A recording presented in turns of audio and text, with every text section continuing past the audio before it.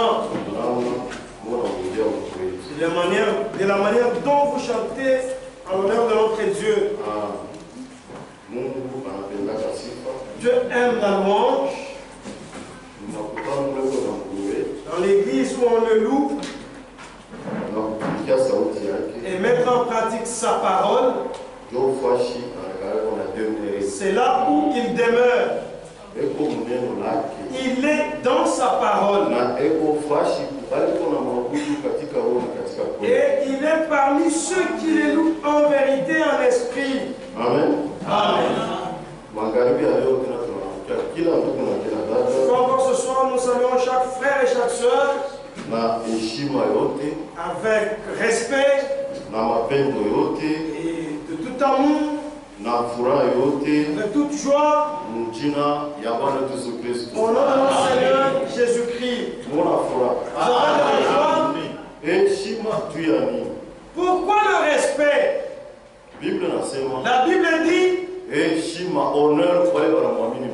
que qu'avons-nous à ceux qui croient Dieu.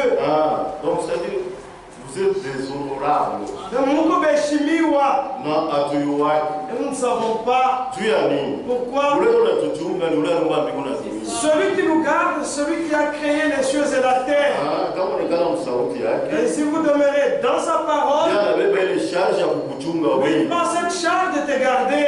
Et tu gardes sa parole, et lui commence à te garder.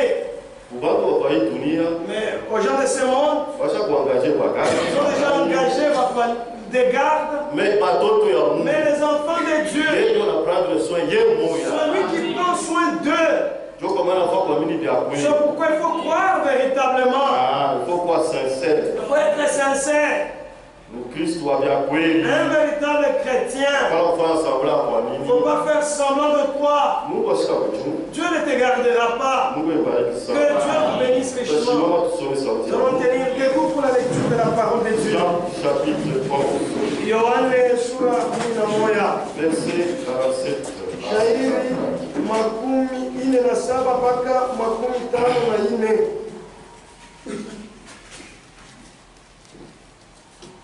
Jean chapitre 11. Yohane sura kumi na ine.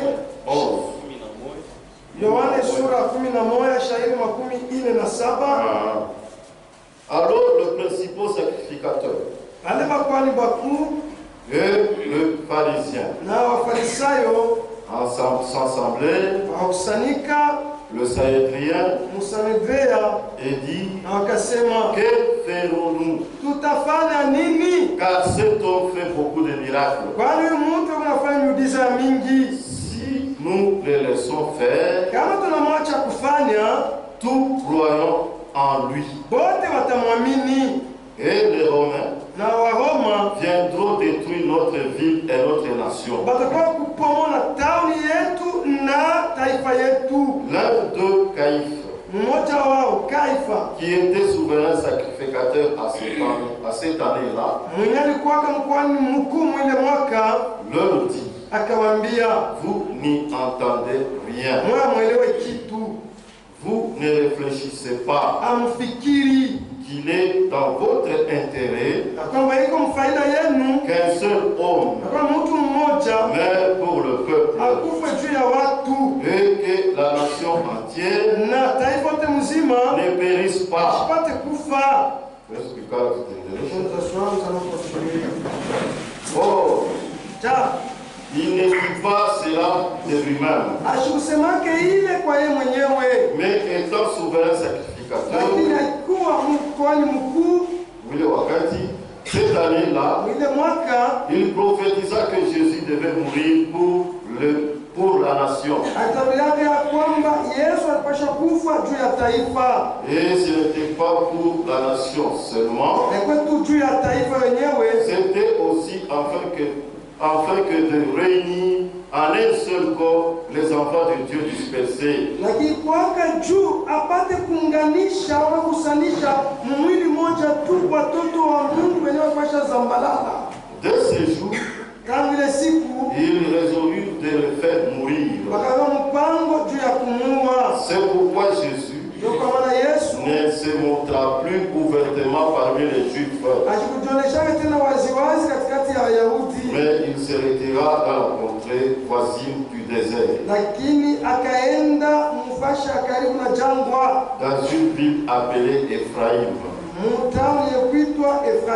Et là, il demeurait avec ses disciples. Tout en haut. Nous allons prier Dieu. Oui.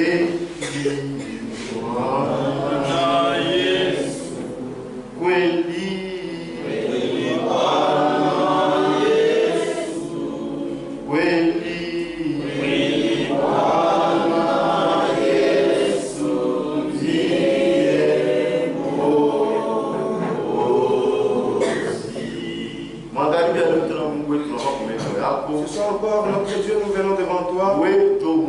C'est toi notre Dieu. C'est toi qui nous as créés. Et tu as pris la résolution de venir nous sauver. Nous venons ce soir devant toi. Enseigne-nous. Que nous comprenions le sens de ta mort. Pour que nous sachions garder ta parole. Et nous, notre Dieu, nous avons différentes requêtes. Il y a ceux qui sont malades, ceux qui ont des différents problèmes. C'est toi la solution. Aide-nous, notre Dieu. Descends ce soir. Enseigne-nous ta parole. Jusqu'à la fin. Au nom de Jésus-Christ. Amen. Amen. Que Dieu nous bénisse. Que ferons-nous de ce Jésus appelé Christ? Que ferons-nous de ce Jésus? Pilate s'était demandé. Il avait l'autorité, le pouvoir de laisser Jésus libérer Jésus et qu'on prenne Barabbas et qu'il soit tué. Mais il a fait le contraire. Il a livré celui qui avait la vie et il a libéré le bandit. Toi et moi, aujourd'hui, regarde, qu'est-ce que tu fais avec la parole de Dieu? Est-ce que tu la mets en pratique comme Dieu l'a dit? Puisqu'aujourd'hui, beaucoup de gens ont déjà rejeté Jésus, ils ont déjà livré, on l'a déjà sacrifié à cause de leur vie. Ils ont dit, nous servons Dieu. Non. Dieu, il dit que l'homme ne vivra pas de pain seulement, mais l'homme vivra de toute parole qui sort de la bouche de Dieu. Mais les gens prennent la parole en partie. Là que la parole le condamne, il ne prêchera pas. Là que ça le console, c'est là qu'il commence maintenant à insister. Non. Il faut prendre tout. Si l'homme est malade, il ira à l'hôpital. On l'examine. Oh, c'est le paludisme. Oh, c'est la fièvre typhoïde. On va lui prescrire une ordonnance médicale. La plupart des médicaments à l'hôpital sont tellement amers. Oh, moi je ne prendrai pas ça. Où tu prends et tu vomis. Est-ce que tu guériras? Tu ne guériras pas. Le médicament est amer. Peu seulement sont succulents. Et c'est pour les enfants. Ils puissent avaler cela. Mais nous, les papas et les vieillards, c'est le médicament amer. C'est pour que tu guérisses. C'est la même chose avec la parole de Dieu. La parole de Dieu, c'est le médicament. C'est amer. Peu seulement semble être succulent. Dieu nous a sauvés par grâce. Amen, amen. Mais on pratique cette parole. Et c'est de Dieu bénisse richement.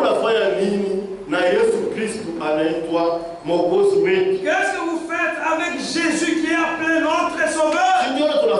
Celui que nous suivons en ces lieux.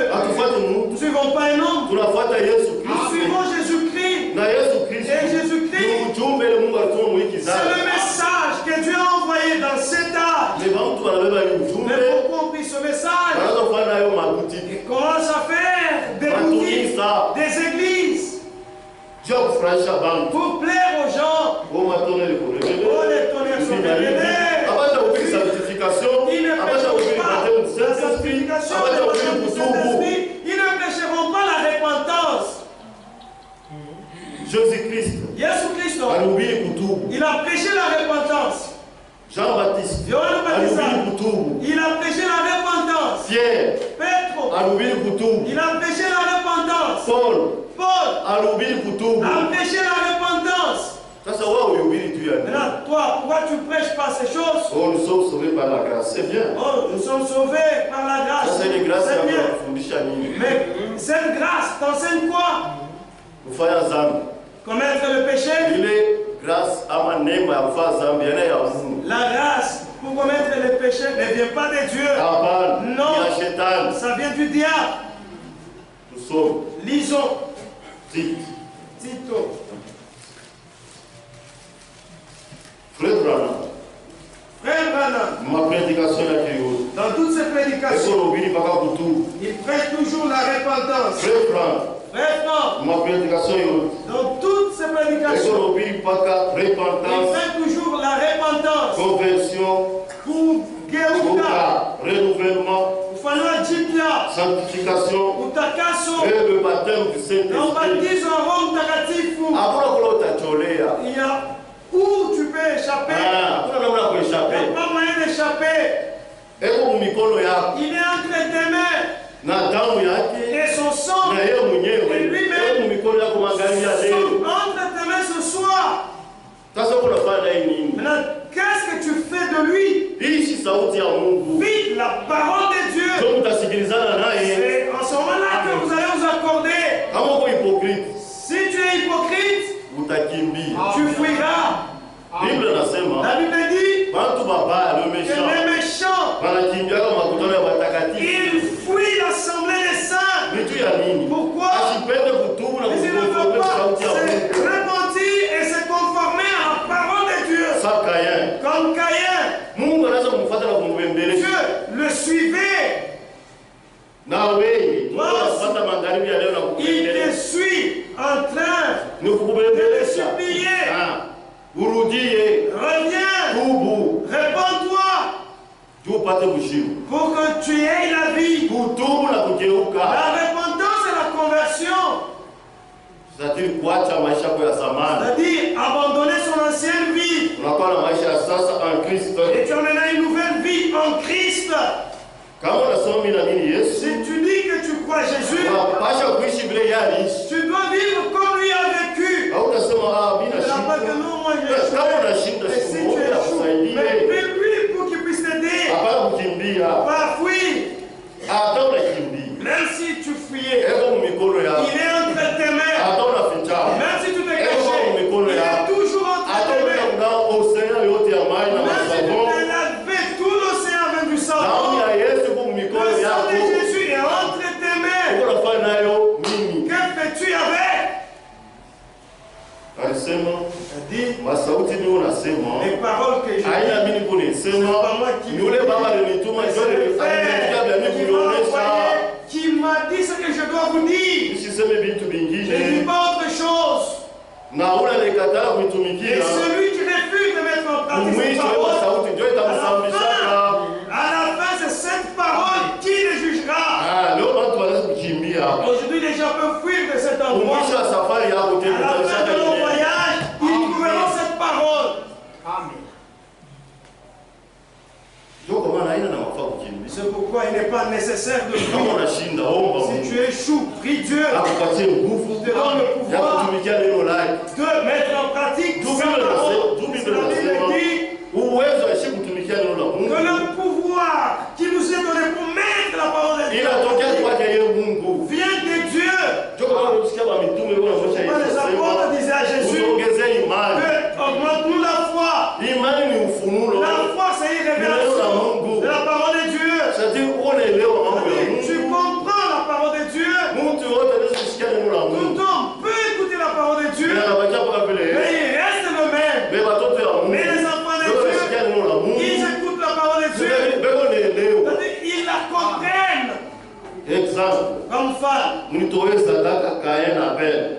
Que Caïn et Abel offrent l'offrande, le sacrifice. Dieu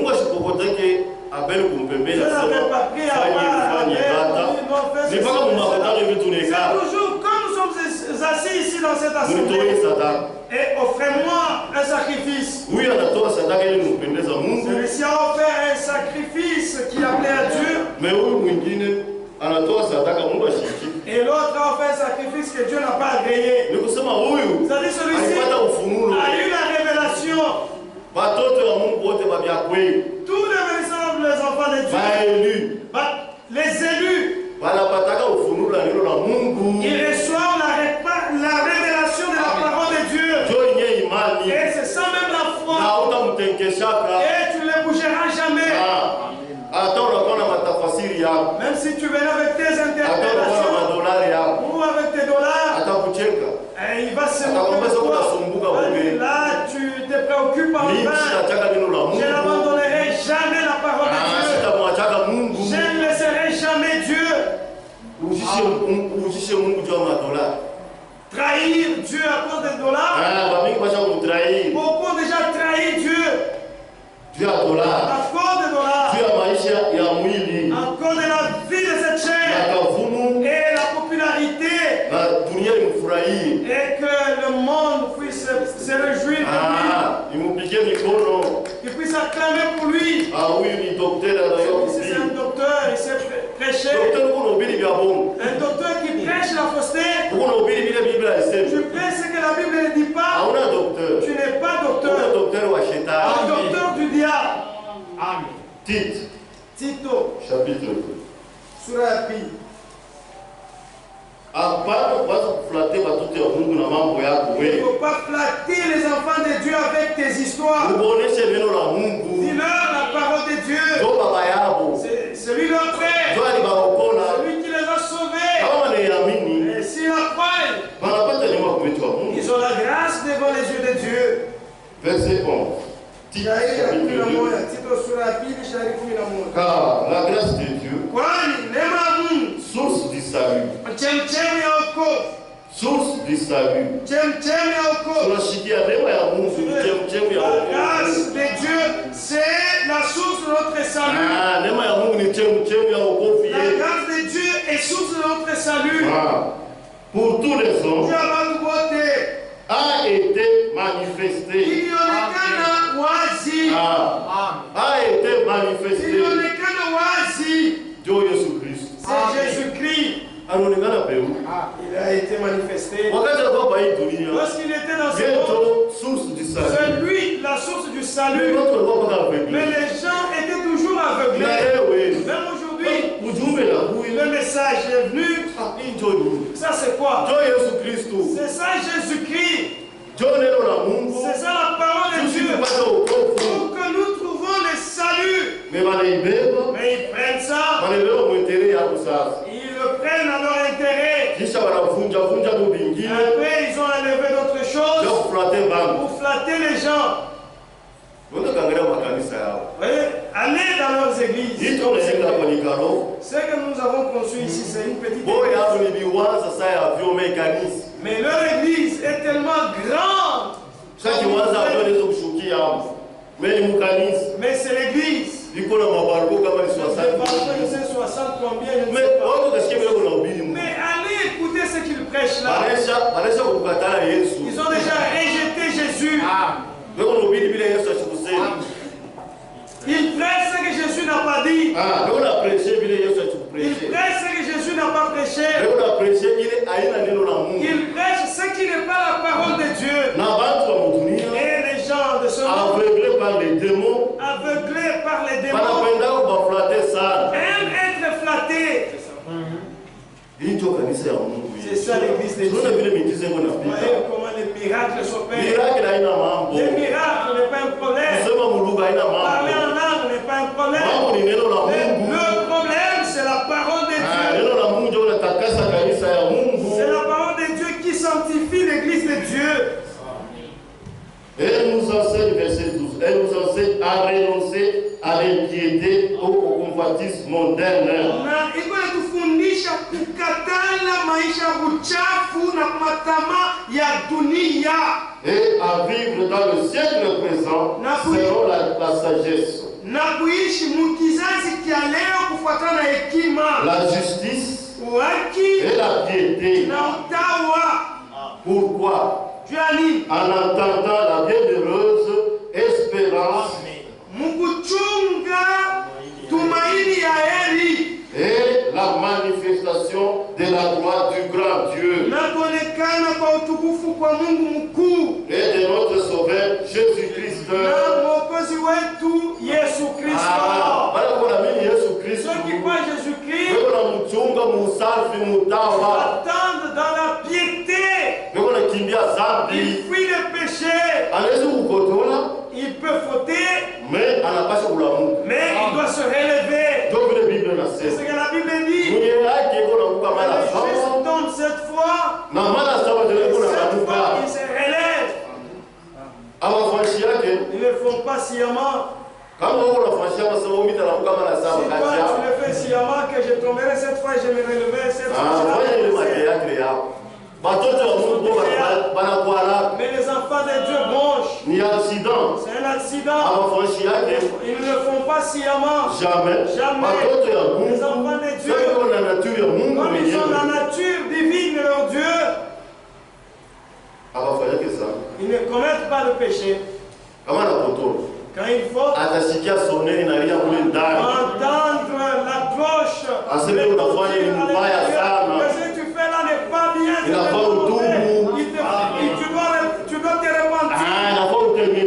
Tu arranges.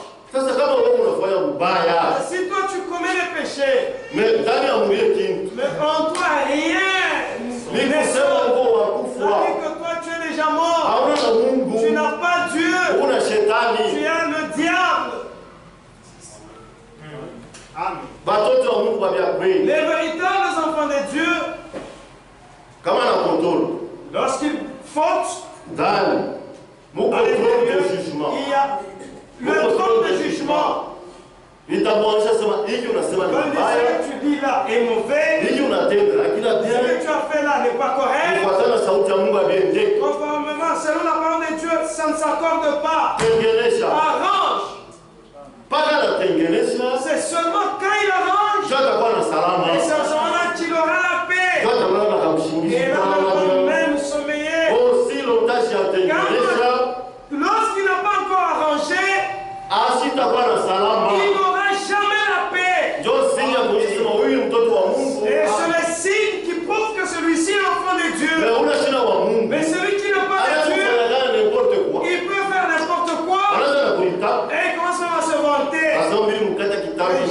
Il est répliqué par un colibé, il a eu son sort. Je l'ai méprisé.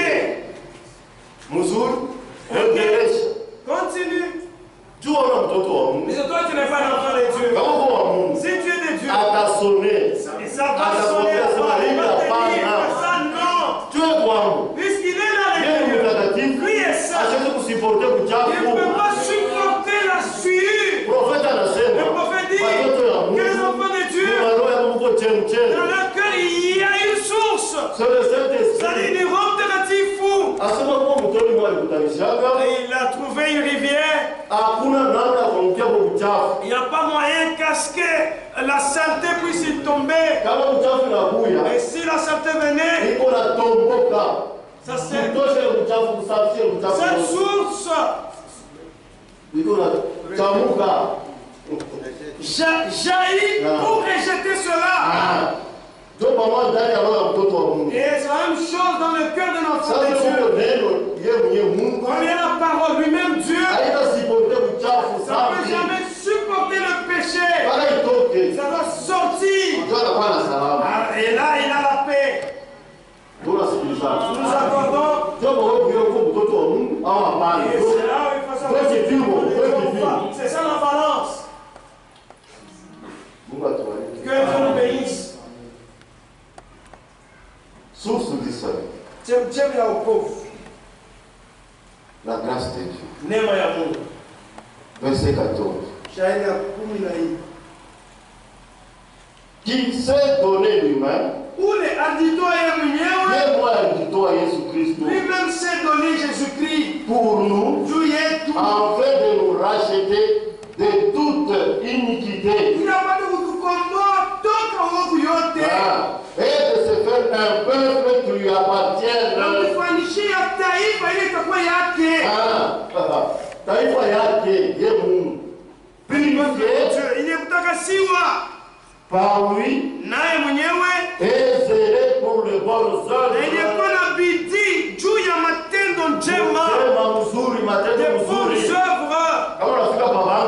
Tu arrives là, il y a des gens, ils sont dans la joie. Celui-ci est une sœur, celle-ci est une sœur,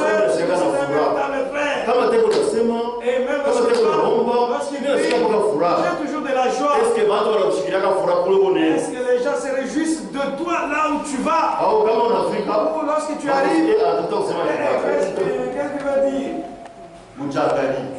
Examine-toi. Examinez-vous. Dit, mujichunguze mwewe. Tu es en train de la parole en toi. C'est libre lui-même. Jésus-Christ pour nous purifier. Pour nous purifier. Et pour que nous soyons son peuple. Et nous l'attendons qu'il vienne nous prendre. Toi aussi tu l'attends. Ce soir, il est entre tes mains. Qu'est-ce que tu fais de lui? Les enfants de Dieu et les serviteurs de Dieu tirons attention, examinons-nous. Est-ce que le message que Dieu a envoyé, nous l'avons et nous le mettons en pratique. Nous l'avons mis de côté et nous travaillons pour nos intérêts. Au nom du message, nous sommes du message.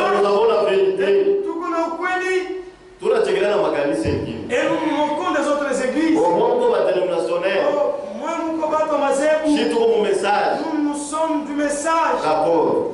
Ça, c'est le message. Et ce message est-il devenu la vie en toi? Ou tu le dis seulement de ta bouche? Si tu le dis seulement de ta bouche, tu resteras. Amen. Nous accordons. Verset 15. Dis ces choses. Museme ibitu, sema ibitu. Verset 15. Dis ces choses. Sema ibitu. Exhorte. Onya. Et reprend. Avec une pleine autorité. Que personne ne te méprise pas.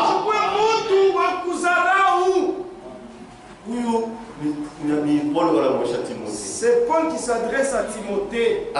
Exhorte. Reprend. Avec une pleine autorité.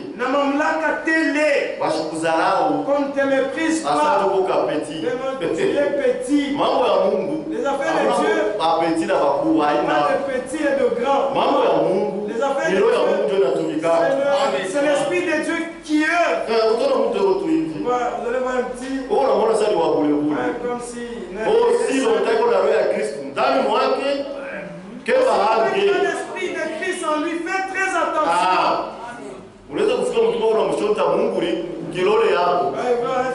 Comment ça doit être Dieu? C'est vrai. Et on te dit que c'est une soeur. C'est un frère. Est-ce que vous savez tout cette soeur, est-ce réellement elle est véritable? Oui, non, qui te dit de juger? Juge-toi.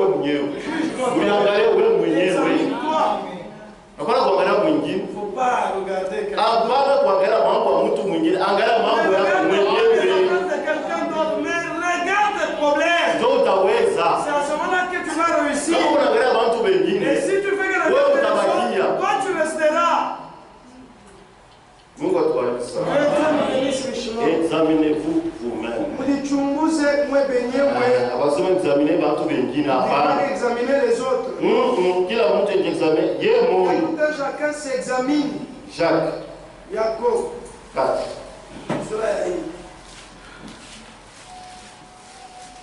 Nous sommes dans un âge mauvais. Nous, Chétani, anaitwa le Dieu de cet âge mauvais.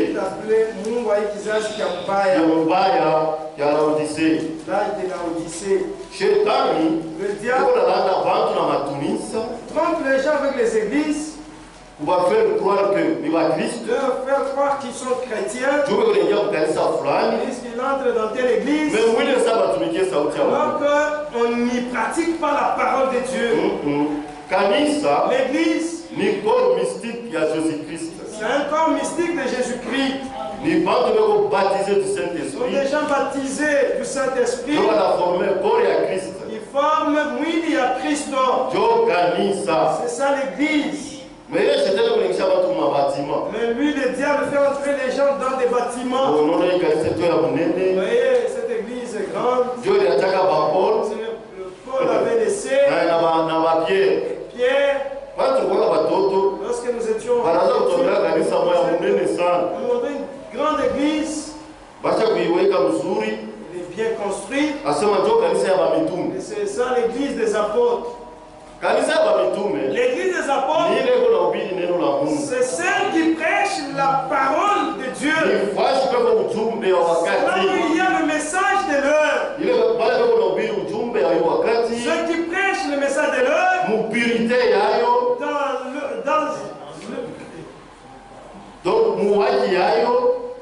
dans sa pureté, sans compromis. Prêchons le message tel que Dieu l'a donné. C'est ce que Dieu veut. Ça ne te concerne pas. Ce ne sont pas tes affaires. L'auteur de la parole respecte seulement sa parole. Dieu, on l'aide jamais. Si tu veux aider Dieu, prêche seulement ce qu'il dit de prêcher.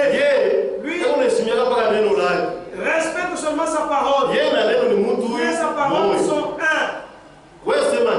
Lui, toi, prêche la parole. C'est lui seul qui fera maintenant le travail dans ses enfants. Si tu commences à prêcher des interprétations, tu auras des problèmes avec Dieu. Rendre service à Dieu en dehors de sa volonté. Acha kutumikia Mungu nje ya mapenzi yake. Acha de sa volonté, abandonne.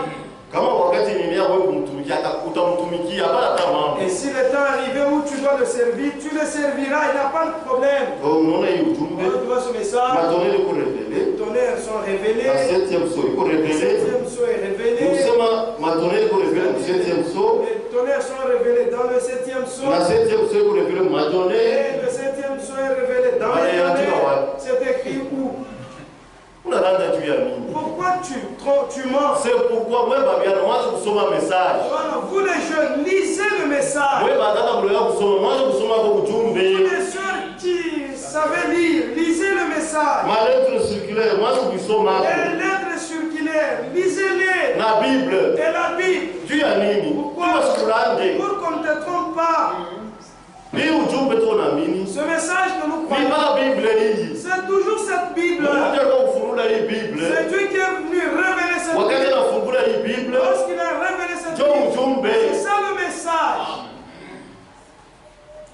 Frère Branham, quand il prêchait les affaires de Dieu, avant que les 7 sceaux ne soient révélés, il prêchait comme tous les autres évangélistes. Mais lorsque Dieu l'avait pris, lorsque le temps était arrivé, il lui a révélé les sceaux. C'est la révélation de toute la Bible, de la Genèse jusqu'à Apocalypse. C'est ça notre message. Il n'y a rien à ajouter ni à retrancher. Tout est complet. C'est la nourriture des enfants de Dieu. Ne retranche ni n'ajoute. Tu auras seulement des problèmes. Tu feras la ruse en ajoutant dans cet arbre. Et où tu retranches, on t'attend en retour. On te demande qui t'avait envoyé. Oh Seigneur, j'avais senti seulement. Ça fait mourir la semaine. Toi tu es prédicateur. Quel est le jour où Dieu t'avait dit que tu es prédicateur? J'avais eu un songe. Donc, déjà alors moi, il dit que je vais prêcher. C'est comme ça que Dieu a fait. Il a menti.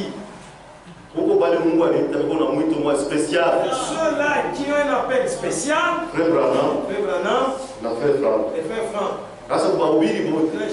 Les autres prédicateurs, ils sont dans Ephésiens 4. Si Dieu t'appelle, tu ne te perdras pas. Puisqu'il parle, c'est un homme. Cette Bible, c'est un homme. Jésus-Christ. Il parle. Si Dieu parle et qu'il a fait, tu ne seras pas dans la confusion. C'est clair et net. Parfois ça monte. On a ce qu'on se dit, est-ce c'est Dieu ou c'est moi? Lui, s'il a il ne te laissera pas le temps.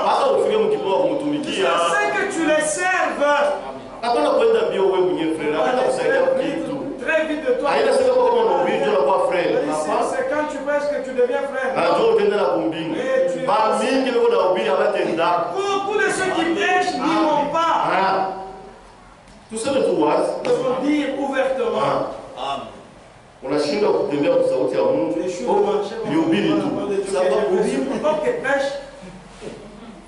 mwenye mambo. L'auteur, tu les trouveras là devant. Il regardera sur la liste des prédicateurs. Ton nom ne figure pas. Que diras-tu? Tu auras honte. Mais pourquoi tu je préfère me mettre comme me prêche. Ni kitu cha bien. Une bonne chose. Mungu abariki sana. Que Dieu vous bénisse. Jacques Jacob 4. Verset 4. Adultère que vous êtes. Ne savez-vous pas que l'amour du monde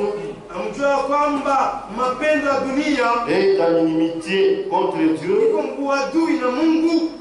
Ne savez-vous pas que l'amour du monde est en inimitié contre Dieu?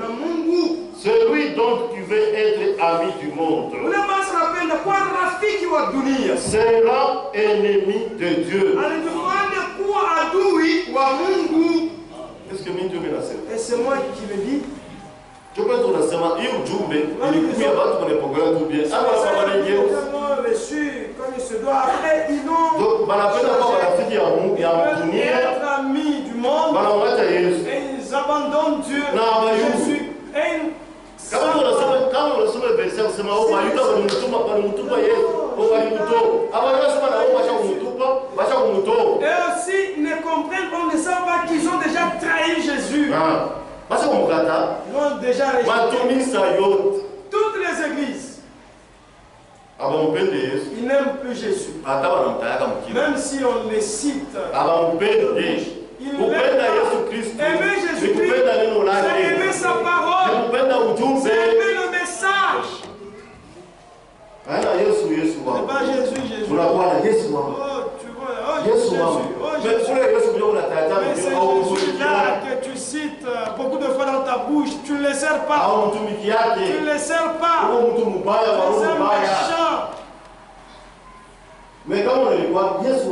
Et lorsque tu t'aides, oh mon Jésus, c'est faux. Tu trompes qui? Ne savez-vous pas que l'amour du monde est en inimitié contre Dieu? Celui donc qui veut être ami du monde sera ennemi de Dieu. C'est que ennemi de Dieu. Ceux qui ont arrêté de prêcher ce message, ils ont rejeté Jésus, eux-mêmes se font ennemis de Dieu. C'est pas Dieu qui a voulu qu'ils soient ennemis, à cause de leurs intérêts. Ils est tout vraiment là devant.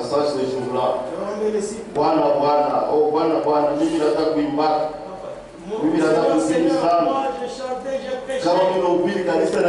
Et quand je prêchais, l'église se remplissait. Et la colonne de feu descendait. Pourquoi tu n'es pas enlevé? Pourquoi hypocrite? Tu étais hypocrite. Verset 5. J'allais attendre. Croyez-vous que l'écriture parle en vain?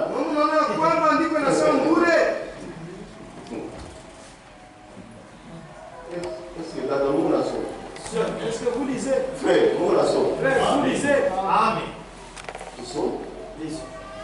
Croyez-vous que l'écriture parle en vain? C'est avec jalousie que Dieu chérit l'esprit qu'il a fait habiter en nous. Mungu anasema la jalousie sans Dieu esprit. C'est pourquoi la Bible dit vous attristez le Saint-Esprit. N'attristez pas le Saint-Esprit. N'attristez pas le Saint-Esprit. Celui qui vous a été donné.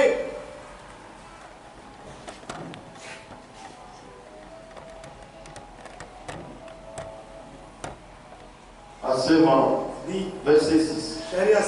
Il apporte au contraire une grâce plus excellente. C'est pourquoi l'écriture dit Dieu résiste aux orgueilleux, mais il fait grâce aux humbles.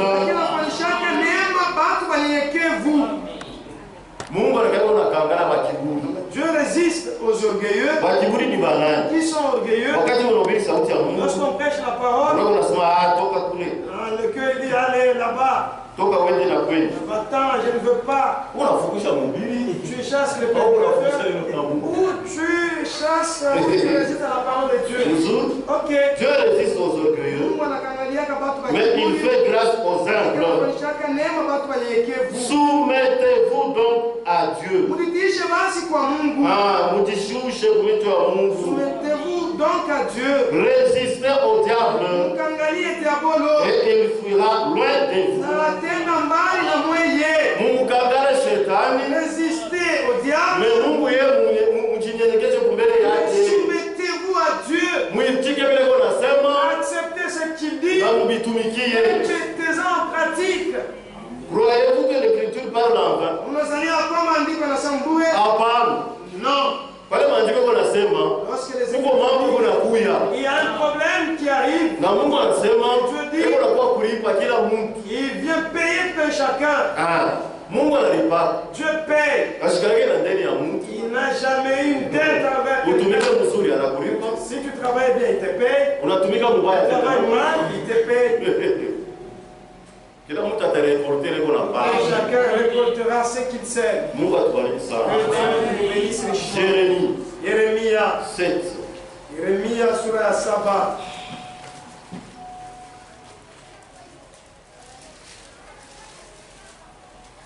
Jérémie 7. Jérémie sur la sabbat.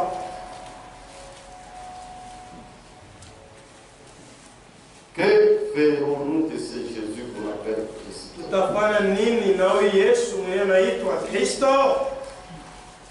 Tutafanya nini? Que ferons-nous de lui? Damu ya Yesu Kristo iko mbinguni ya kila siku na kila taifa. Entre les mains de chaque frère et chaque sœur. Hata kwa ule wote kasha kumwacha. Même celui qui l'a déjà abandonné. Kasha kukimbia mambo ya Mungu. Il a déjà fui les affaires. Damu ya Yesu iko mbinguni yake. Le sang de Jésus entre ses mains. C'est qui le jugera ce jour-là. Il n'est pas nécessaire de fuir. Il faut seulement s'humilier. unisaidie. Dieu aide-moi. Verset 8. Chapitre 7, verset 8, Jérémie. Mais voici, vous vous livrez à des espérances trompeuses qui ne servent à rien. Quoi? Dérober, tuer, commettre des adultères, jurer faussement, offrir de l'encens à Baal, aller après d'autres dieux que vous ne connaissez pas, puis vous venez vous présenter devant moi. Frère, unafanya yote vibaya. Tu as commis toutes les mauvaises choses. Tuer. C'est pas seulement prendre l'arme et tuer. Mais abîmer la réputation de quelqu'un. C'est moi qui l'avais dit. Ce que tu fais là, tu tues. Tu as déjà tué. Mais tu viens devant Dieu.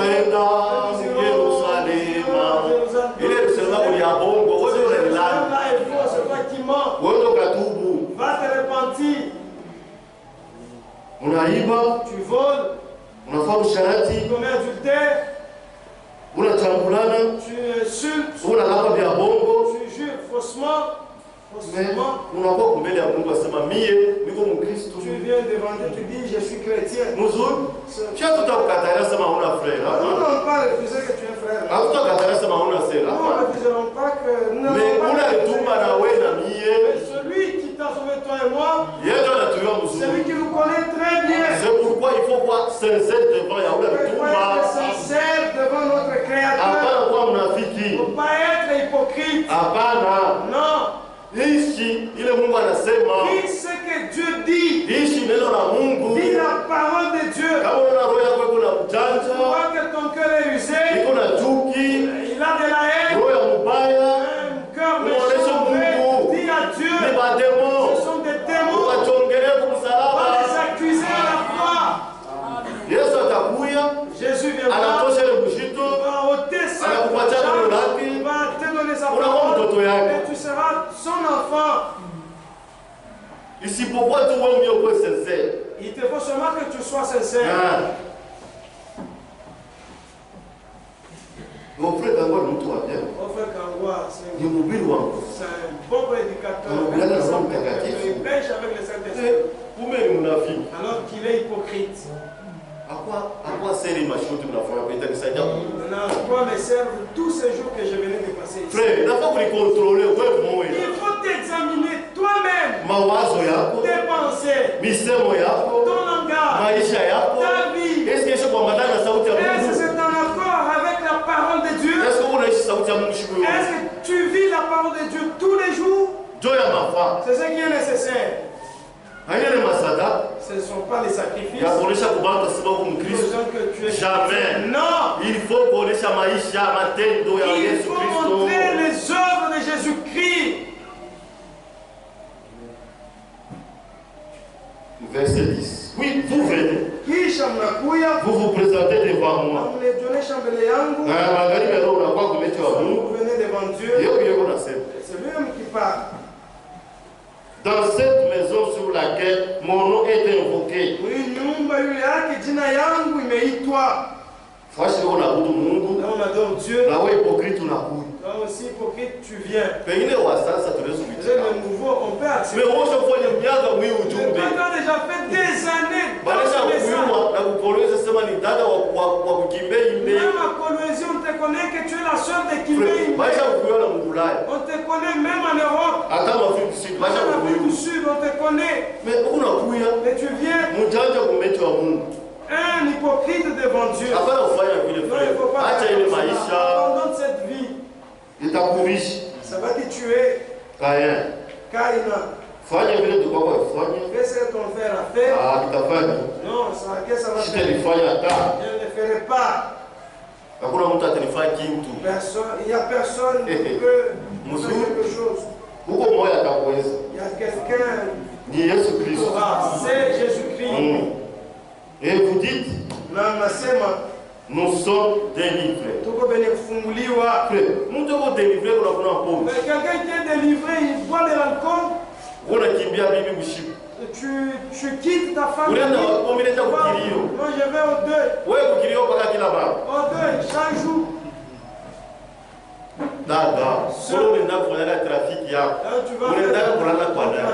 Tu vas passer nuit chez qui? Grand frère, du cousin. Nuit dans une même maison avec ton cousin. Et tu as même déjà eu un enfant. Et il est resté là. Ton mari n'est resté dans ta maison. Il y a des enfants qui n'appartiennent pas à ton mari. Tu as maïcha ya Zambi, Bundumba. Nous sommes ensemble. Tout à l'heure,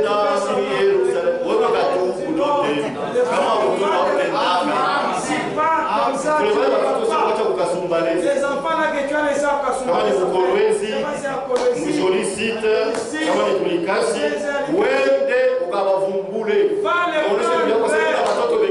il y a ta femme que j'ai d'autres enfants à Likasi. Nous te respectons, que tu es prédicateur, tu es administrateur, tu es interprète, mais tu as d'autres enfants à côté. Tu as 7 à côté. Viens les mettre ensemble. Ce sont tes enfants. Non. Tu vois. Tu as fait une vie rusée. Un chrétien doit avoir une vie droite. Bonjour ma soeur. Moi je suis votre frère. Oui frère, tu viendras torcher. Elle viendra torchonner. Ça, en tant que qui? Non, je suis célibataire. J'ai tellement souffert. Dis à ta petite soeur ou à ta maman de venir torchonner.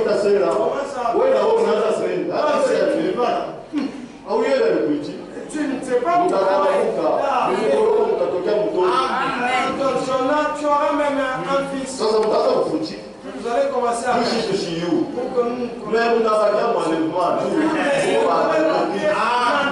puisque vous êtes des hypocrites. Sois droit, sincère.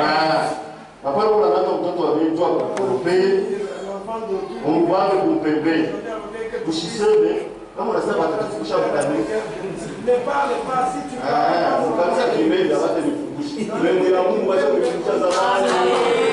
dans l'église de Dieu, on vous a déjà chassé depuis longtemps.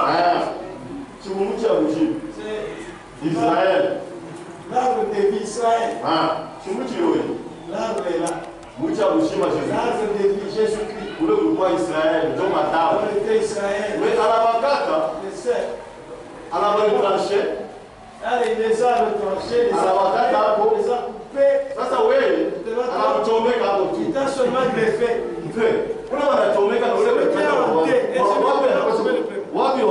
Qui est vous? Mais c'est le premier. Toi, on t'a seulement hanté. Tu commences à faire des théâtres. On t'a déjà débranché de là depuis longtemps. Je crois que ta vie ne change pas. Tu ne changes pas puisque tu es hypocrite. Tu n'aimes pas l'hypocrisie. Sois sincère envers ton Dieu. Dis-lui ce que tu es. Et il va t'aider, frère. C'est un Dieu bon. C'est un Dieu bon. Il nous comprend. C'est un péché qui te commande. J'ai échoué. Ce démon ici me laisse de la place. Me laisse tranquille. Amen. Lisons. 2 Pierre.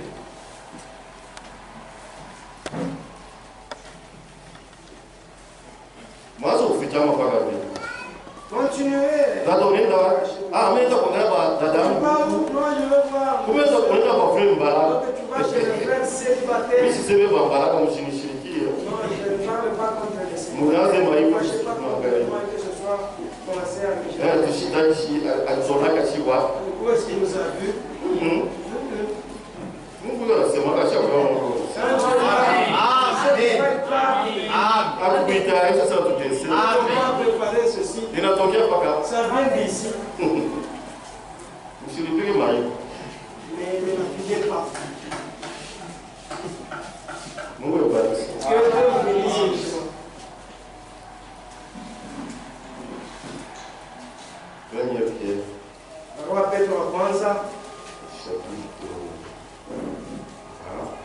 sura ya kwanza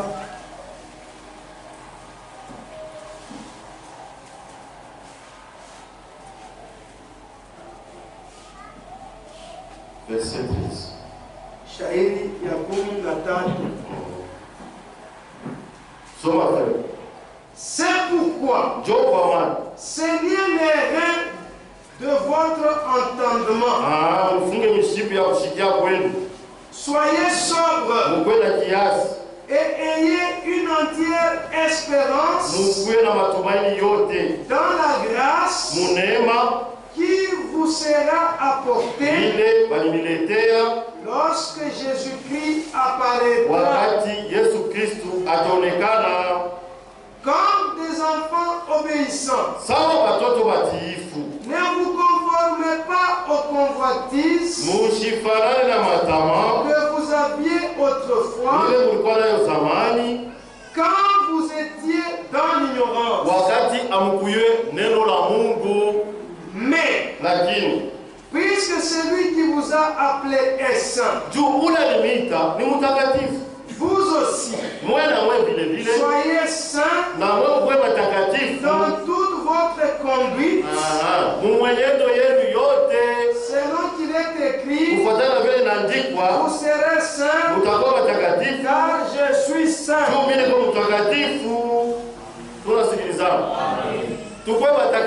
Soyons saints. La Bible dit, efforçons-nous pour servir Dieu, pour le plaire.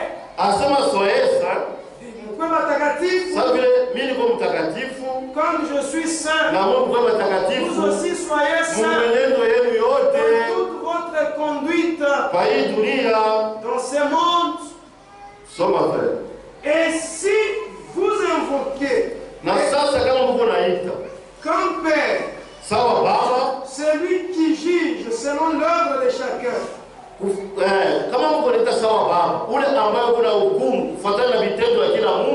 sans exception de personne,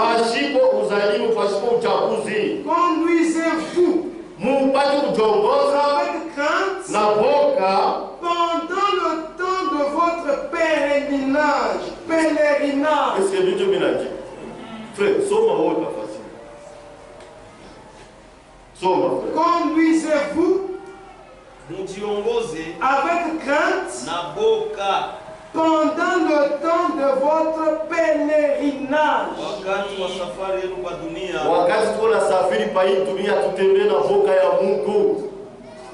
Sachant que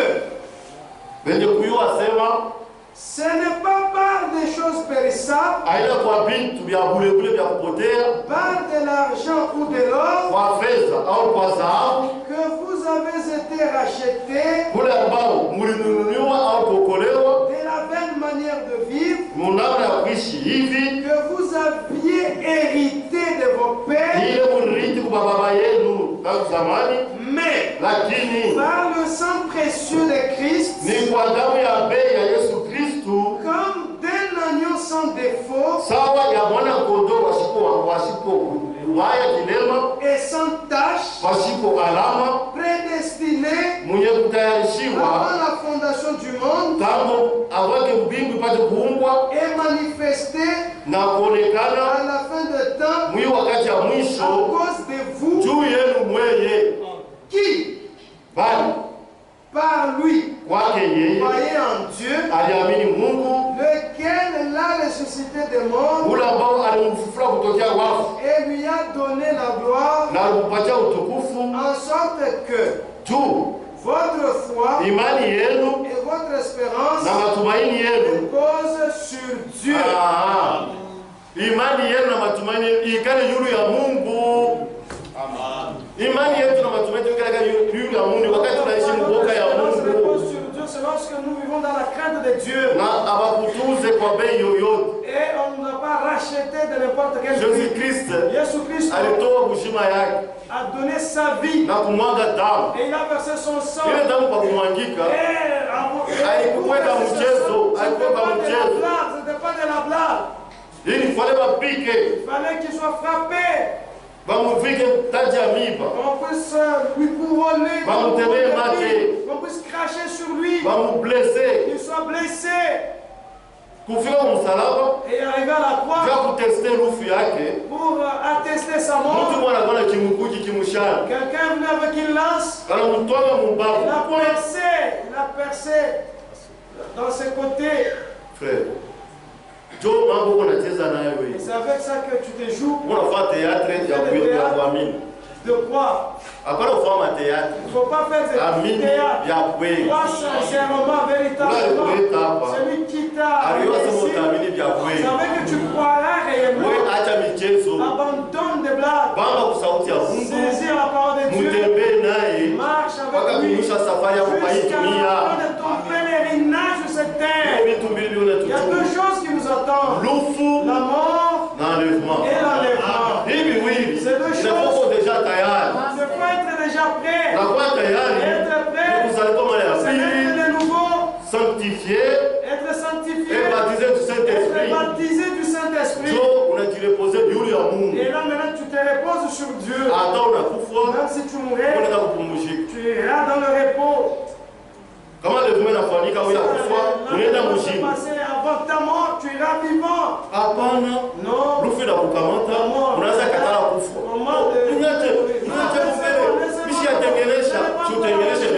Arrange aujourd'hui. La Bible dit. Si vous écoutez la parole de Dieu, pas en dire sur ton cœur. Aujourd'hui, si vous écoutez sa parole, arrangez votre vie. Il n'y a personne qui connaît le jour qui va quitter. Les jours de tout un chacun sont comptés. Mais tu ne peux jamais franchir. Si tu verras 82 ans, tu as 81 ans aujourd'hui. Il te reste une année. Et tu ne sais pas. Et puis tu joues. Arrange ta vie. Avant que ce soit tu es déjà prêt. Si on a dit que tu feras 40 ans, moi je ferai longtemps. Même pendant que je suis là, mais si il décide, aujourd'hui, viens te reposer. Même si vous avez difficile, dans l'avion, tu mourras toujours là. Et tu reviendras un cadavre. Il dit,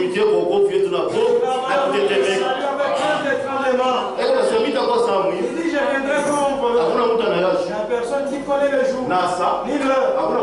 Personne ne connaît le jour qui viendra. Personne ne connaît le jour que Jésus viendra nous prendre. Maintenant, pourquoi le théâtre? Toi, véritablement. Soit le message.